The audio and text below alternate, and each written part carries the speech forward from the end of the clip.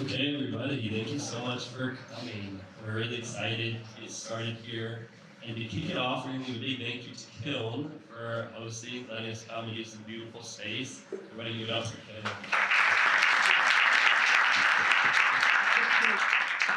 Kiln. Barry, you could come check the words, just a little bit more about Kiln. For how many of you is this your first time here? Oh, wow. Yeah, really? Okay, awesome. Well, I'm Marion, and I'm the co-founder and CEO of Kiln.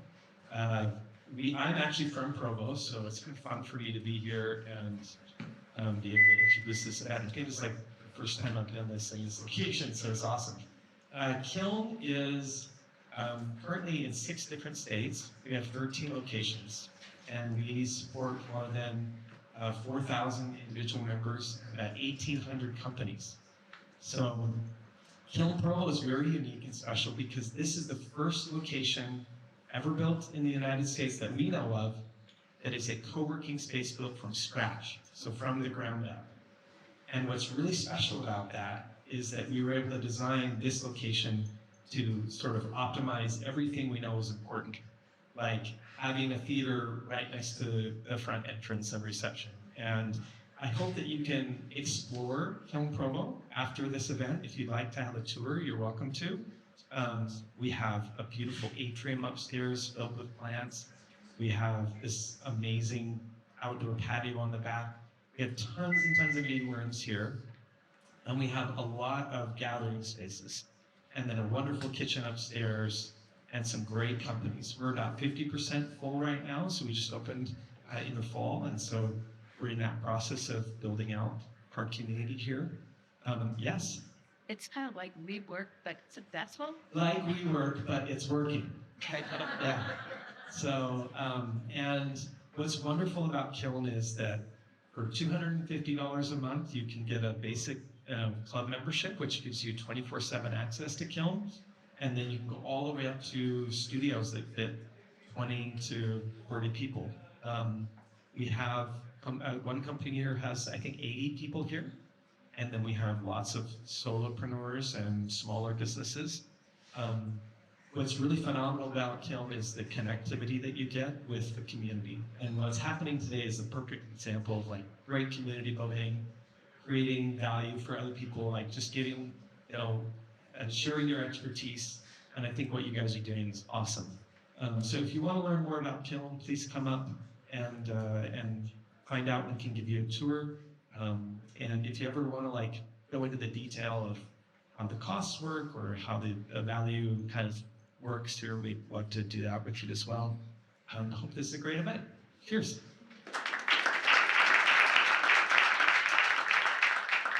Thank you so much. Oh, I love the background on this space because I remember in November or last fall, I remember going back past year and I saw it, like, Kiln, so I just went over with Weehigh. And I came to take a tour and it was just bonkers. There's nothing else but the bare floor and the walls. And it was then when I was like, our office, we were just off like 2 or 3 minutes from here. I was like, oh, this is a good opportunity for us to have events. And so it was at that time I talked with Ainsley and some others here. And then here we are today. And I'm excited for today's event because branding is something that I wasn't super familiar with before working for the Grid Jelly. But as I've been there for almost a year now, I feel like it really influences all aspects of our life. How we breathe, how we sleep, what we drive, what we eat. All of these things really is impacted by branding. And so I think today, what I'm most excited for you guys is that you can learn more practical tips and tricks, sometimes the vague concept branding, but we have 3 of our best here that are going to explain much more about it to you, and we're excited to learn from them and hope you guys learn a little bit more about how you can keep your own companies. So the way it's going to go, there's an agenda. I don't know if you got the handout, but we're going to have 3 speakers, and they're each going to speak about a specific part of branding, and then at the end, there will be time for questions. So after each person has a question, feel free to raise your hand. It's going to be more interactive, kind of like a discussion. So in the middle of every question, please just raise your hand, and I'll be sure to answer it. And then by the end, if there are follow-up questions as well, there's time for lunch and networking, and feel free to approach anybody where you can really stuff, and then we'll have you answer any questions. So, you ready to get started? We're gonna start here with Josh, our co-founder. He's gonna talk to us a little bit more about what the difference is between branding, brand identity, and then we'll go from there.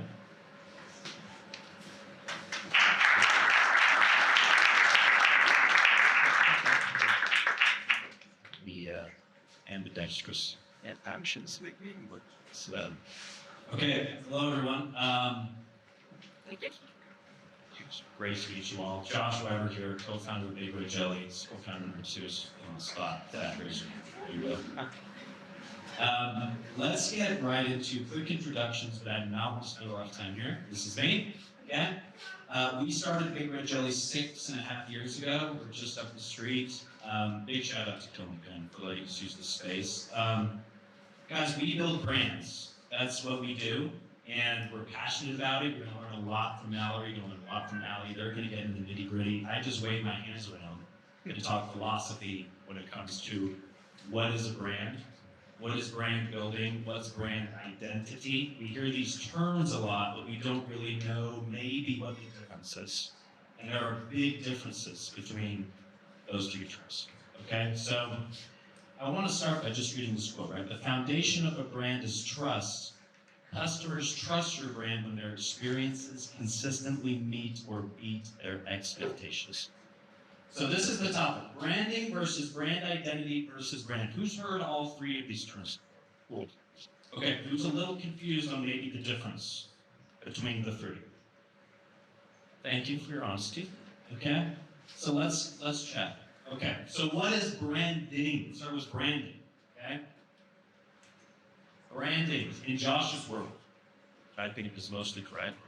the way you want to be perceived. Okay, so if I am Zach here, and I want to be seen, I want to be perceived as a business leader, an influential entrepreneur, that's his desire, right? That's the way he wants to be perceived. Each one of you maybe is in a marketing role, or you own a business, you're an entrepreneur.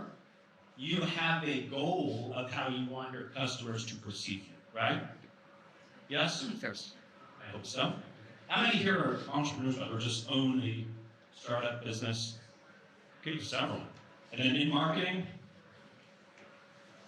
Yes. So this will apply to everyone. And also, anyone who's not in those categories, personal brands, not excluded. Okay.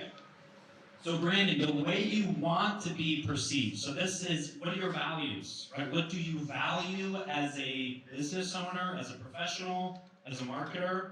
What's your positioning? What's your personality? Who is your customer? Which we'll talk about in a second. Okay, this is, again, you have to know the answers to these questions, or at least be asking them, in order to move forward with brand identity, okay? If I don't know who I am, if I don't know what I want to be, it's really hard to then take that next step and then present myself accordingly, right? We're going to get into some mistakes a lot of people make in this category. So I'll give you a hint. This is where most entrepreneurs kind of make some error and we go off track. Okay, so that's branding. What about brand identity? Okay? The way your brand presents itself. So Zach might have this vision of, I want to be seen as this type of guy, but then is he doing the necessary work to present himself in that way, right? So brand identity is going to be your logo. There's that trigger word, right? Typography, messaging, colors, tone. Does that match the branding, right? Your desire of how you want to be perceived. Does this make sense so far? Okay. Okay, well, what is your brand? Any guesses? Combination of the two. Who said that? That That's nice. Kind of. Right? I would say it's the following step. okay. So what is your brand? The way your ideal customers actually perceive. Right? So again, using Zach as an example here, he wants to be seen as this type of guy. He presents himself that way. Maybe it's the clothes he wears, the jargon he uses, the habits he's created. But then how do people actually perceive him? This is what a brand is. This is Josh's definition to a T. Okay? how do your ideal customers actually perceive your company? A lot of times there's dismay, and we can reverse engineer and diagnose why, right? Okay, so your brand is the expectations your customers have, the impressions, the emotions, the feelings. My favorite definition is their gut reaction. My second favorite definition of what a brand is someone's gut reaction to your product or service. When I say Amazon, when I say Walmart Plus, You might have a different reaction. okay. So look at the process here, right? Branding, brand identity, brand. Brand strategy, know who you are. Brand expression, start to present yourself in alignment with who you are. And then hopefully that will influence the perception of your ideal customer. Okay? This is a oversimplification, but I like it nonetheless. So let's assume I am speaking actually. So I'm a great speaker. Right. And then Allie comes along and says, "Not bad, just trust me, it's great. It's great, yeah." Sales is, "Hey Zach, I've got 3 reasons why I'm a great speaker. Let me pitch you on and I'm going to close it." I apologize to the salespeople, that's a real oversimplification of that process. Advertising is probably even worse oversimplification, but look at, this is the key, right?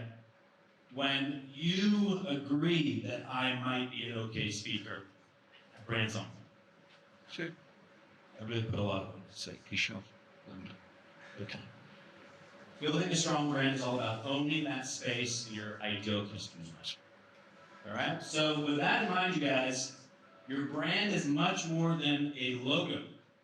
Okay? A logo plays a vital role. It is the summary, the visual summary of who you are. It's the icon of what you represent, but it's definitely not everything. Right? So, made up a logo here. Okay? It means something. We see that. It's telling us some information. But what does it mean now? Right. Not a lot. But let's kind of take this a little bit further with some brands that maybe you're aware of. Okay, what's this brand? PFC. Okay. What about not covering anything up? Brand? Apple? Too easy? Way too easy? McDonald's? No one said Wendy's, thank goodness. Starbucks? You don't see Starbucks logo anywhere here. What is it? Maybe the green? Maybe the cup? Maybe the vibe? Dark brown? Maybe you can see the good Wi-Fi in the background? Do you know why they have 7 of these, by the way? Okay. First car to be driven on all 7 continents. Too fun. Great brand. What other car does that? What's this brand? Shout it out. Support. What? Sephora. Sephora. It's funny because I presented this to Zach, my co-founder, and then there was a female coworker and he guessed it first. That might be because this is the image he sees standing outside the store. So all the guys are like, yes. So again, no logo here, right? Okay. Now just words. Chick-fil-A. Chick-fil-A. Okay, this brand, I'm not even showing the product and there's no words. See if it's try. Red Bull. Shocking, right? You see my attempts to erase the logo here. And you. Tell it somewhere. See it? Okay? Okay. We're gonna hide most of the image. Too easy. Disney. Okay? Burberry. Hey, you must do apparel designers. Some people probably didn't know that. Who did not know that? Right, so they're actually suing Target because Target's using this pattern on one of their bags. They own this pattern.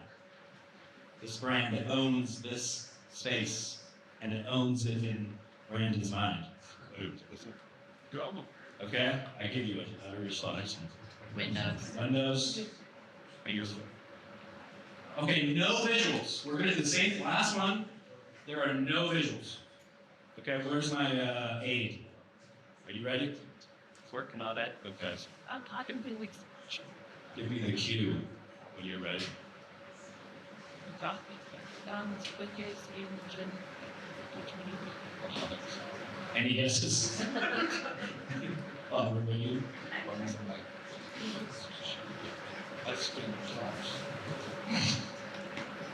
Well, while we are waiting, what we're getting at here, you guys, is it's interesting. We use the word brands all the time. I love that brand.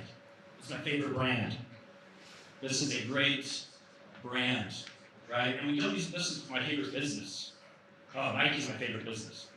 Nike's my favorite brand, right? So it all comes back to that definition. Nike is a business. We understand that they have inventory, they have a balance sheet, they have product, they have marketing, they have people. But the brand is how I perceive that business and that product. That's why I like the brand, right? So a brand is all about how do I influence that perception of my ideal customer. And so what we're going to get into today with Mallory and Allie is how to influence that perception just a little bit more. Can you play on your phone? Just play on your phone. Play on your phone, Jim. Yes. People hearing that. Yes. But Okay. Picture that with a lot louder, and that would have been really cool. So, Netflix. I was going to do all the streaming services. I think most of us would have gotten that, which is shows us how much we watch. So that being said, any questions about those who have branding, brand identity, right? We're all involved in branding and brand identity in one way or the other. So, okay, a lot of us might be thinking, well, Josh, my brand can't be White bread, you know? go hire a bunch of skiers. Well, that's good, right? So a mentor of mine once said, if you're copying big brands, you're losing that battle 10 times out of 10. You're fighting an uphill battle, right? So the amount of clients that we work with that say, hey, right, so the web designers in here might know this, but hey, I want a website that looks just like Apple's. And then I usually ask them, what's your marketing budget? Is it in the hundreds of millions? Are you around the world? So no. Then don't, right? Be different. So here's how we can position our brand a little bit better. And while we get into that, just a couple quick quotes. Zach, if you can hand these out. Whoops. Let me split it up a little bit. So, love these quotes. Your brand is a story unfolding across all customer touchpoints. Okay? Your brand is what other people say about you when you're not in the room. My favorites. Okay, so we're going to wrap things up with, this is great and all, Josh. We need to influence the perception that people have of my company. How do I do that? This is a really fun exercise that I love to do on my own once a year. A little bit of a Venn diagram. It's all about how you position your brand. Okay? Just as an example, would you want to be the $4.99 all you can eat pancakes, or for the same ingredients be the date night special because you said crepes for $18.99, right? We've all been there, done that. Same ingredients, by the way. In fact, you could argue there's less. But for some reason, we're okay paying $18.99 here. We'll pay $4.99 all you can eat. That's probably expensive. Yeah, shout out Dennis, right? Okay, so same thing with lemonade, right? Do I sell lemonade? Do I sell a juice cleanse? One's going to be a different price point, I guarantee it. So, on this little paper you have, this is just a fun exercise that I encourage all entrepreneurs, marketers, personal brands to go through. First and foremost, identify what you really do best, or if you're a new company, what can you be the best in the world at, right? That's what you can do. Case in point, McDonald's, for example, they know they don't make the best burgers. Okay? But they're the best at being consistent. Right? They know exactly how many seconds they grill each side of the head. That's what they're the best at. Okay? Then step number 2, identify who your competitors are, primary and then secondary. I mentioned secondary because sometimes we get lost in, well, I know my competitors. I know my primary competitors, right? I'm a restaurant, there's a restaurant down the street. I'm a school, there's another school down the street. But there are a lot of secondary competitors nowadays, guys. It's important to think about. Case in point, we're working with the university right now, and they know who the other universities are.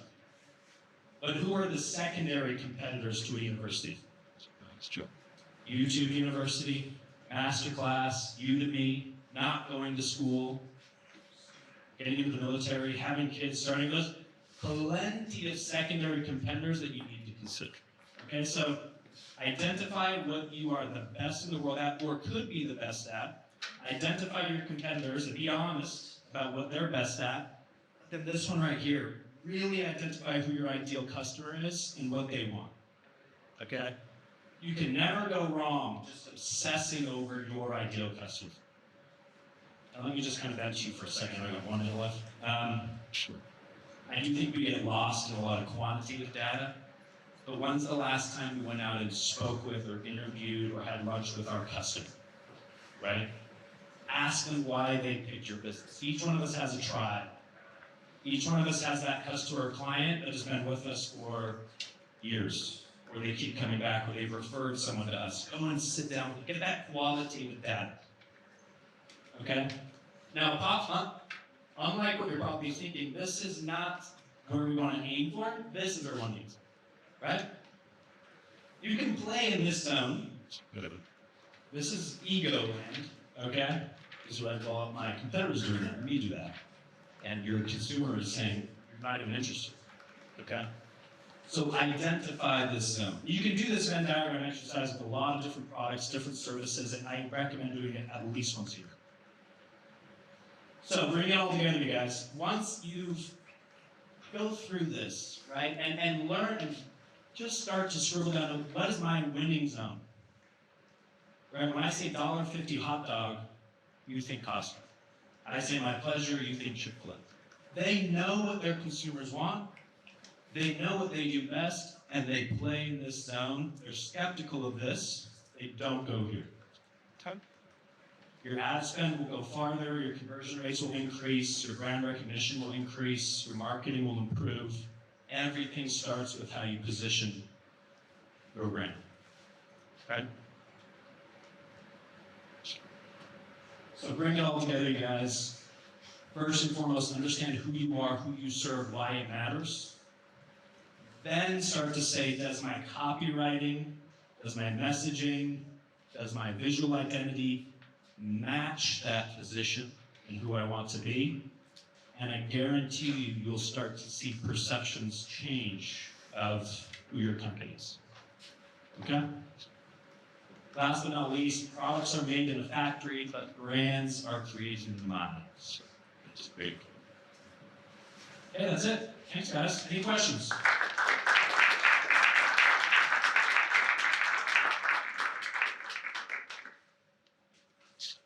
It's not brand more than like if I went to a place that already had Pepsi, I think they're all these the junior guy. Why do you do that?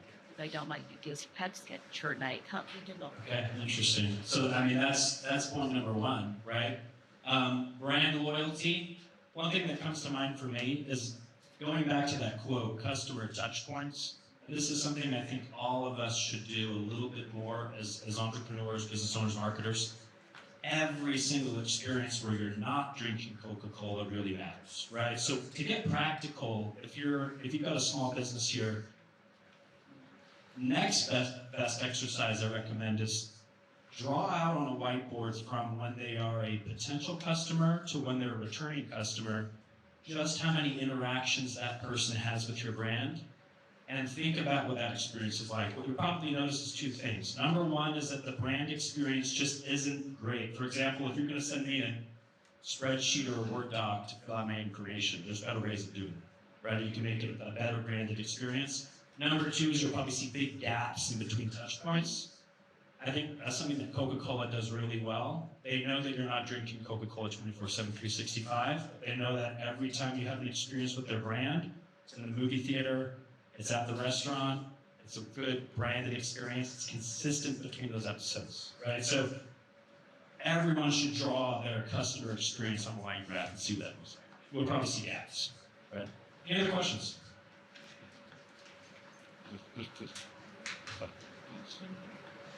Okay, let's move on. Thank you guys, appreciate it.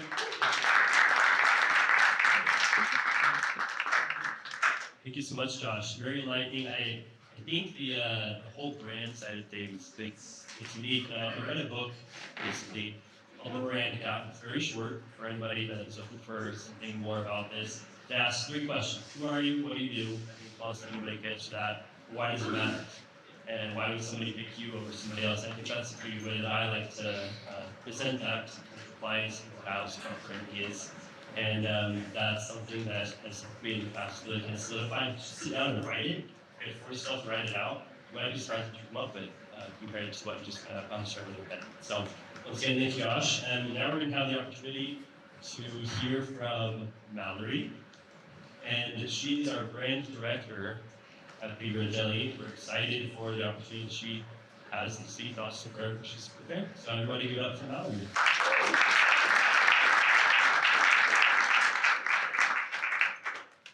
Hi everyone, I'm really excited to be here today. It's really a great opportunity to gather as a community and talk about one of my greatest passions, which is branding. And so I'm really excited about my topic in particular because it's really specific to what I've experienced in the last few years working in an agency.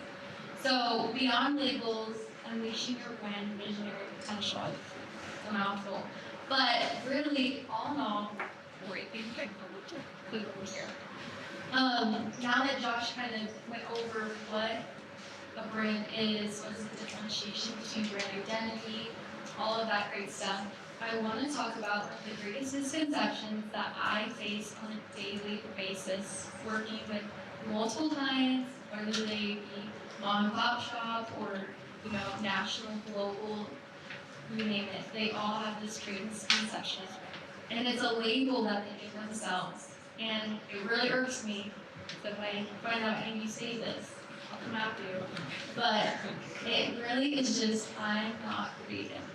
Now some of us are in the marketing space.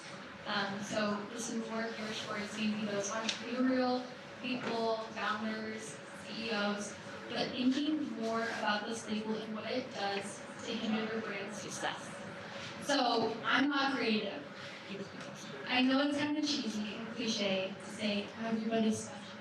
Everybody has a little skill and special sauce that they, bring to the table, and everyone's creative. But it's true. There's creativity intertwined between processes, products, and really you may not be creative in the sense that you can find logo design or the visual identity aspect, but you are creative in the fact that you are starting a business and you are building something from the ground up that actually has meaning to it. And so that's kind of the misconception that I hear often is do not label yourself as I'm not creative when working with agencies, brand strategists, because you better believe it, you are creative and you have something to offer for your brand strategy. So I wanted to start with this quote. It's by Ray Bradbury. He's an American author. He's pretty well known. And he says, thinking is the enemy of creativity. It's self-conscious, and anything self-conscious is lousy. Isn't that kind of contradictory to say thinking is the enemy of creativity? Isn't that how you just be creative? But anyways, we're not going to focus on that part. It's more about it's self-conscious, and anything self-conscious is lousy. So when you give yourself that label saying you're not creative, or even some other label, and it's not really my space, I don't want to impose or anything like that, you're doing yourself a disservice. Stop thinking. And anyways, it's just lousy. It's lousy to give yourself that label. And so I kind of want to talk about what you can do to really unleash that brand vision. How can you create a vision for your brand that's ultimately going to be success? Thanks. So the first thing I want to talk about in the process of creating a brand vision is the myth of creative delegation. This is something that I don't feel is talked enough about in the brand industry, design space, marketing. And this is where founders, CEOs, entrepreneurs Well, you're the brains behind the whole company, so why wouldn't you influence the vision for your brand strategy? And so that's just the myth of creative delegation. Yes, you don't have to do everything. That would be ridiculous. And I wouldn't have a job if people didn't, outsource to me and ask for branding help or strategy. But it all comes back to that initial vision. No one should ever be telling you what your vision is. And we actually had this conversation one of our meetings last week. No one should be coming up with or making up your vision. That should be discovered. You should have the right person asking the right questions to really dig deep for you to understand, why do I have this business? Why does my vision matter? And once you kind of get down to that sole purpose, that's when you're able to create a strategy that works. The next thing I wanted to talk about is authenticity.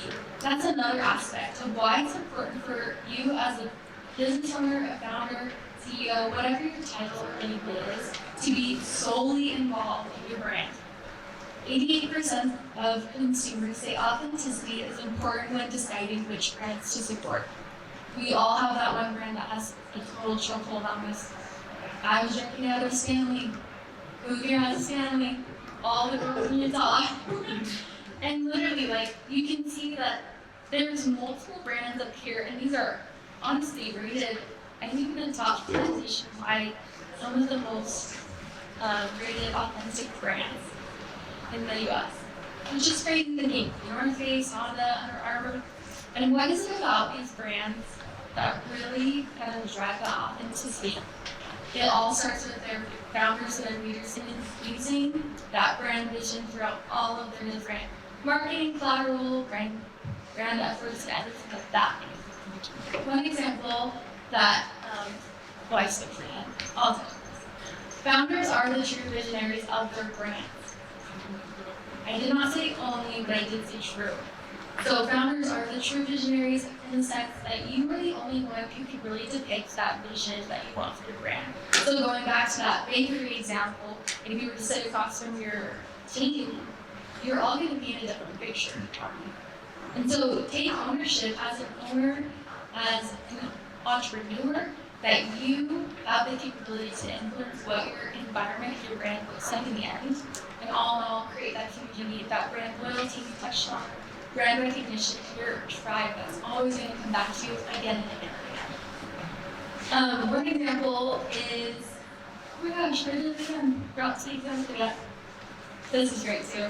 I'll just show this graph really quick. So this is you, all you business owners, and this is your influence throughout. This could be your advertising, your marketing, your community. The platform we have is endless. And so really taking advantage of that. In this long paragraph that I won't read, I have highlighted, their intimate knowledge enables them to increase the brand of authenticity, which is what I just kind of went over. It's really important for you to showcase that you are authentic to build that brand recognition and brand loyalty. The example, Elon Musk. Everybody knows that too. But Elon Musk co-founded Tesla with a vision to accelerate the world's transition to sustainable energy. This one is really interesting to me because he was not building the cars himself or really in the nitty-gritty, but he was infusing his vision and had us figure in every single process. And I think that's something that's really important for us to recognize. You as a leader need to make sure that you are in every single step of the process. You don't have to be knees deep. You better be there to influence and make sure it's aligned with your brand vision. So how do you define brand vision? I like to narrow it down to just some simple questions. And these are questions that you should all be able to answer as business owners. The first and foremost one is just other than money. So who doesn't want to make money, right? Everybody. And so what is the purpose behind your brand? We kind of touched on that with Josh and his presentation. You got to have a purpose and a why for people to really perform and want to give their money to invest. And so really narrowing down what does this look like for me, why is my brand important, and then again, in 10 years, what does it sound like, what does it feel like, and why do I care? I'm not going to go through the rest of the questions, but these are really great preliminary questions for you to also answer for yourself when you are inquiring help from other agencies, designers. This will really make sure that you articulate your vision in a way that's beneficial for them so that they can take care of vision and bring it to life, whether that be through logo design or, sorry, I got the fire in the hand thing, I lost my train of thought. But anyways, it just really does influence everything. And so brand visions should also evolve. When you define your brand vision, it doesn't mean that it's stagnant or permanent. In fact, it would be quite, it would be quite the opposite. Evolving brand visions are the only way to make sure that your company is growing to where it needs to. One example that failed to do this is Blockbuster.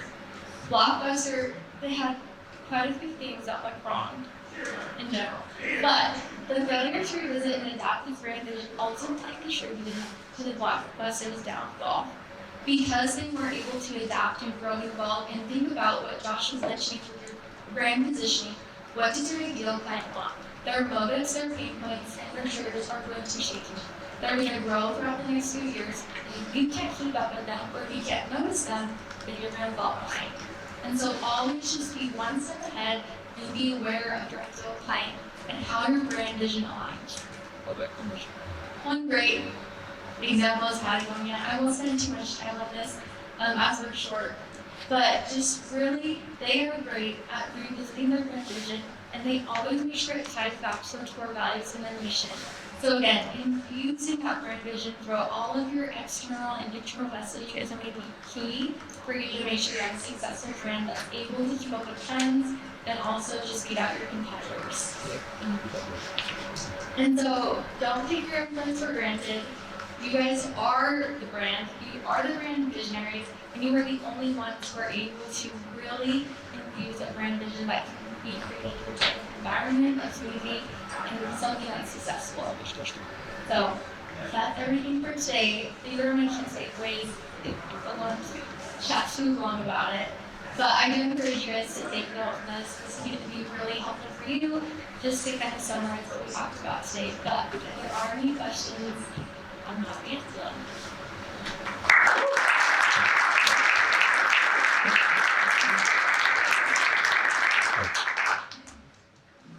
Okay, thanks. Let it on. Awesome.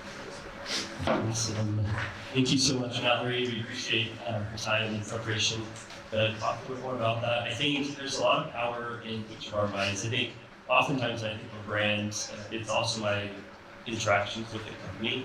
And so I think when you talk about visionary being the CEO or the founder, that's important, but helping all of the individual employees have that vision too would make a huge difference, because are your sales guys really representing the values that you want customers to be understanding, the first interaction with your company, or is marketing like that, is the client services, and it's going to be different for each company, but it is a really important part, and everybody has that vision and is able to be evangelists for the same brand. So thank you, Valerie, again for that. And to follow up and kind of finish this off here, we have Allie. She's going to just a little bit more about the hands-on. She's going to give us a little bit of demo as well. She's our content lead at Invaluable, but also is going to help with the brands, so she started there. And we're excited to learn from her and learn for Allie.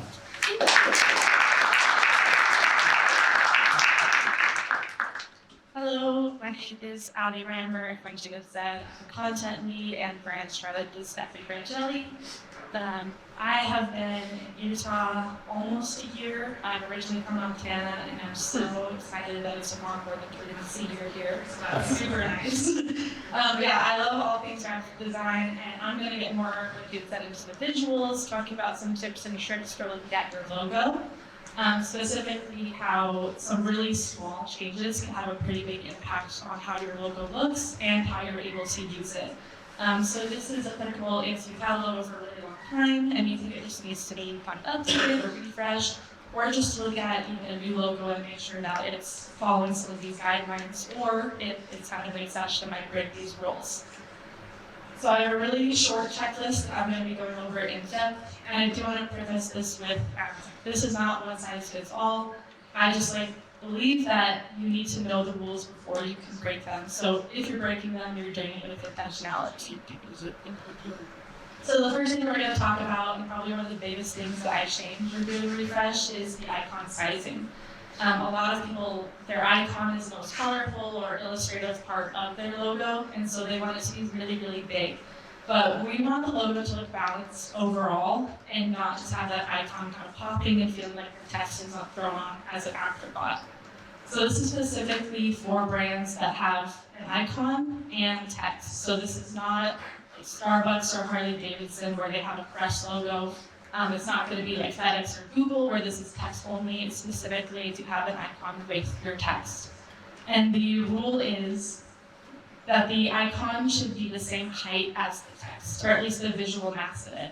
So Apple's got their little leaves kind of sticking out overhead, but the bulk of the icon lines up with the height of the L and the baseline of the P's. So if you go a little bit over, a little bit under, that's fine, but a good way to strike that balance is just to measure with the text, and then you can stack it on top, you can keep it right next to your text, just try to use that as a sizing guideline. All right, the next thing is kerning. Not everyone might know what this is, but kerning is the spacing between letters. So FedEx has really, really tight kerning, and they're doing this intentionally so they can use the capital E and the lowercase x to create that arrow mark in between. So they're being very intentional with their kerning to present themselves and their logo in a very specific way. Whereas Pepsi has a bit more spaced out kerning. They've got a really round icon, really round letters, and giving those round letters some space to breathe makes the whole thing feel less dense, less tight, and much more legible. So you might not need to change your kerning, but it's at least good to look at what your mark, or at least your text will look like if it's a bit more spaced out, or if the kerning is a bit tighter, just to kind of see if that feeds your mark in any way. So back, go on. All right, next we're going to look at responsiveness. So this is becoming increasingly important as people are using their phones. You're primarily selling or marketing people online. You want to make sure that your logo is legible, easy to understand, easy to recognize, no matter what background it's on. So if MailChimp is printing out their logo on something black, they're going to need to change to a white text and a white icon. And what we don't want to do is just turn everything white and hope for the best, or turn everything black and hope for the best. So they have a very responsive logo. They have two different ways that they can present this as a solid color on lighter dark backgrounds. One is just to completely invert the icon, and the other is to remove the circle altogether. So you can still recognize this as MailChimp's brand, but now it doesn't matter what background I'm using. We can make sure that people are getting eyes on our logo, they're building that brand recognition, and they're seeing what we want them to see. All right, this is probably the second biggest offender I see, and that is keeping your logo simple. Like Josh said, your logo should not be communicating every single thing about your brand. It should more be that condensed version of what you're wanting to communicate. So I made a fake coffee shop brand called Meadowlark, and what we want to communicate is that we're a really mellow coffee shop, great for studying. It's not going to be really crowded or chaotic. We've got lots of space to study and just sit and relax. And this is a lot of information. Most people will just subconsciously get overwhelmed. They won't even read all of that. And they won't start to recognize your brand as quickly as they would if we remove some elements. Yeah. So I'm going to start with something simple. We're just removing the outline around the coffee cup icon and the bird. This can apply to like gradients, textures, just little details. Ask why you're adding them in, and if removing them would make the overall look more cohesive.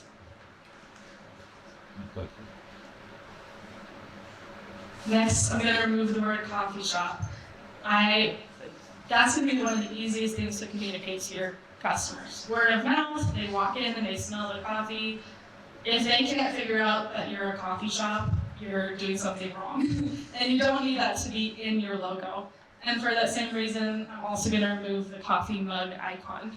It's not unique. It doesn't separate you from the other coffee shops. And say almost all coffee shops are using either paper cups or a mug, so that's not going to make Meadowlark unique. This is probably where I would stop, removing accessories, as it were, just that go at the top before you leave the house, look in the mirror, remove one accessory. I think this is a great logo. We have some balance between the gray coloration, the font is pretty unique. You can start to recognize that yellow and that little bird icon, but I'm still gonna go all the way down and remove all the accessories off this logo. Now we don't have our tagline, we don't have an additional color. Yep, definitely. And finally, removing the bird. So I do think it lost a little bit, but I still believe that the logo on the bottom is a better alternative to the one at the top. This at least starts feeling like this is our font, this is our color. It communicates a lot more and is much more recognizable. It's also going to be more responsive. It's going to be easier for you to use as it's not as cluttered. So just kind of take a look at your logo, see if there's any unnecessary details you can remove. And then once you start building that brand recognition and brand loyalty, like everyone recognizes Nike swoosh, everyone recognizes Apple's icon, and you don't have to be as big as Nike or Apple to have that effect. If you're like a small local coffee shop or even here in Utah, people will eventually start to just recognize the bird or recognize the bird icon on it. And this will just communicate a lot more about what metalwork is than having all that additional information. All right, so this is a client I worked with called Blue Planet Scooters. They're from Salt Lake City, so shout out Blue Planet Scooters. And they really liked their logo when they came to me. And honestly, it's not a bad logo at all. They had a lot of brand loyalty already. They had a long existing community that really loved this illustration, the target. But there are definitely things we can do to refresh this logo to make it more visual, make it more appealing, and make it stronger for the brands. So some things that I noticed right off the bat is we have 5 different colors in this logo. And I try to keep my color palettes between 5 and 7 and rarely use the entire palette in the logo. So that's something we can simplify. The illustration, while it's really cool, is very detailed, which will make it more difficult to print and harder to see at smaller scales. It'll start to get fuzzy. The icon height, much bigger than the text. We have the merging of the E and the T is called a ligature. And normally I love them, but this logo is really loud, really bright. I think that's just an unnecessary detail they added. And then the shadow is not really aiding anything underneath. So to start off, I just simplified the icon a little bit. So in the middle, that's their new logo icon. We've removed some of those details, but you can still tell what it is. It didn't really lose anything. And then I also want to give them a small version, has even less detail, and it will not get as fuzzy when it gets smaller.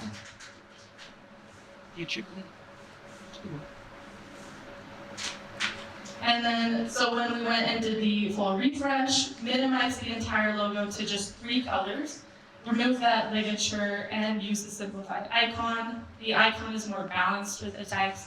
Overall, it's going to be easier to use. It's much more responsive now when you turn it black or white.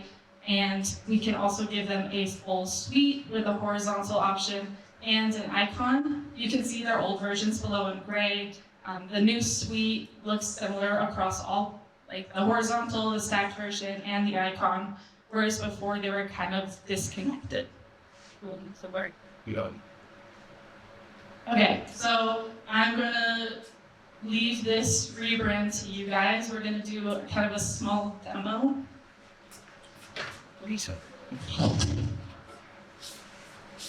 Go ahead. Lisa. Okay, so I'm gonna set some rules. We can only make 5 changes to this logo, and the goal is to make it look better than what we started with. So, I have the checklist here, just if you need a refresh. Here is the logo we'll be redoing. I will keep that there as our control, and then together we're gonna alter the one on the bottom. So, a raise of hands if anyone sees a change they want to make. We'll make 5 changes and then see how it looks. yeah. I don't know why they have it. You will purple wherever it is after the name when they have it on top. You want to remove the thing? Okay, it says toe. I couldn't figure out what it said. I thought it was two. Oh, yeah. I'm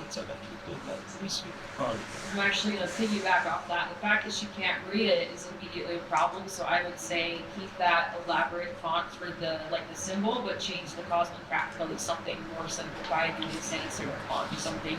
Okay. I'm just gonna do a really simple sans serif.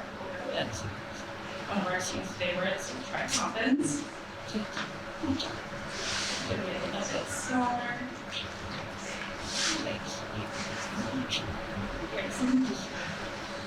Okay, so we've got a font that's a little bit more readable. I'm gonna nudge it over, and then we're gonna make this a bit shorter to fit. Okay. The logo is bigger than the font. Yes, the icon is much bigger than the font right now, so I'm gonna drag some guides in. I'm gonna pull this icon down, and we are gonna make this a bit smaller.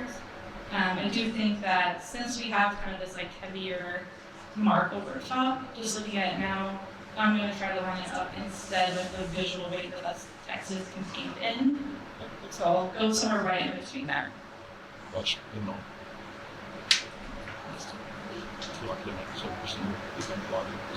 lot of colors, a lot of blues. There are a lot of colors. And I tried to pull a color palette over here that I've been trying to stick to for this brand. So I'm gonna go through and everywhere that there's color brand, I'm gonna try to reduce it down to. So like I'm gonna try to reduce it down to just $2. So all these stars are gonna be dark. that's just worth it. They don't have to.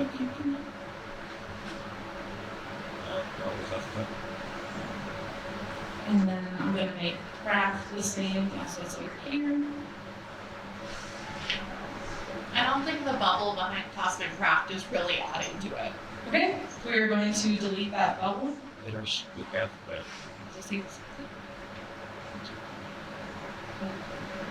I'm also going to delete this like way over star out here.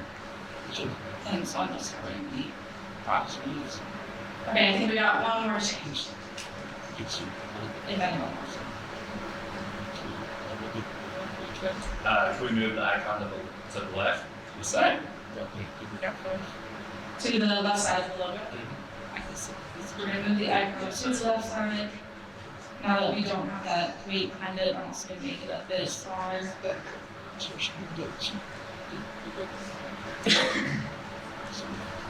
We can do one more if you want. Remove the stars, you have them. We're going to just completely get rid of the stars. That's it. Alright, so we do have a very different logo. And looking at the two, one is a lot more easy to read now. It's a bit easier to like recognize that like this is the icon, this is the red element here, and then this is Cosmic Craft O. This one's much easier to convert to just black and white. Outside. And it's a bit less cluttered. So obviously I think there's still some work to do. It takes a bit more than 5 changes, but this is at least one example of different things you can do that'll completely change your logo, but you can still keep like the majority of what it used to look like. You can still keep that feeling you were trying to convey, and you just might end up that people with something that people recognize more, and that's a lot easier to read and look at. That is it. Does anyone have any questions?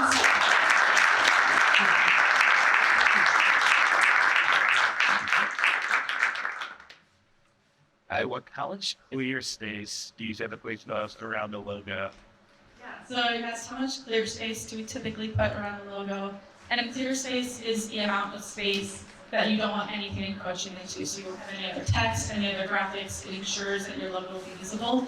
And for me, it kind of depends on the logo and the company. But a lot of times what I'll do is I'll grab an element out of an existing logo. So for Cosmic Craft, I think I would grab this O, and I would make sure that no matter how big the logo is, the size of that O, there's also an amount of white space surrounding the logos. So if you want your brand to be really, really stark and you want your logo to pop up and really stand out no matter what, I would do a much bigger clear space so it never has something even close to it. If you plan on using your logo like really dense, so if you want things acted around it, maybe like a pattern or some graphics, then you can have a smaller clear space. But you always want to have some sort of guidelines so nothing's touching the logo and it's visible.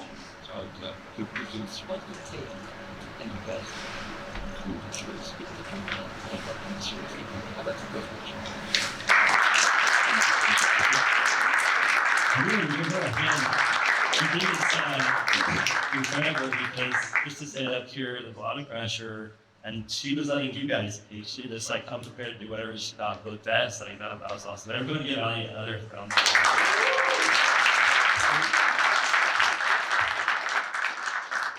Oh, thank you everybody for coming. We loved having you here.